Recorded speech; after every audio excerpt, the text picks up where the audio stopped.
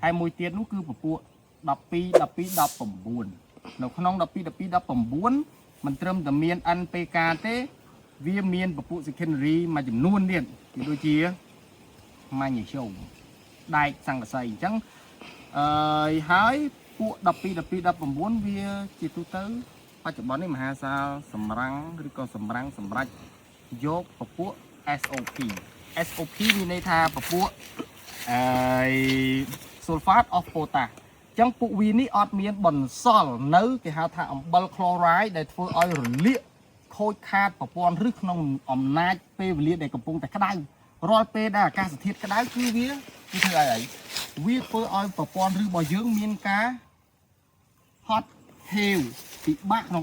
នុងការស្រូបយកអាហារចិញ្ចឹមពីដីពិសេសគឺ NPK ហ្នឹងហ្មងអញ្ចឹង SOP រលាយលឿនហើយមិនបន្សល់អំបិលស័កសមត្រូវរឿងចំពេលកលៈទេសៈដែលអាកាសធាតុកំពុងប្រែប្រួលឥឡូវនេះបាន35 38អាខ្លះចង់ដល់40អញ្ចឹងរាល់ពេលដែលអាកាសធាតុឡើងកម្ដៅខ្លាំងបែបនេះវាធ្វើឲ្យរុក្ខជាតិទុរេនពិបាកក្នុងការបឺតស្រូបយកអាហារណាបាទអញ្ចឹងដាក់អាពីរហ្នឹងទៅគឺជួយមកវាជាទម្រង់ចំពេលបើនិយាយចំណាគ្រូវាជាទម្រង់ចំពេលវេលាដែលធ្វើឲ្យរុក្ខជាតិរបស់យើងហ្នឹងទទួលយកបានលឿនរហ័សពីព្រោះវាសិតតែជាទម្រង់ដែលបើនិយាយមួយម៉ាត់ឲ្យខ្លីទៅវាជាទម្រង់ដែលមិនបន្សល់អំបិលហើយ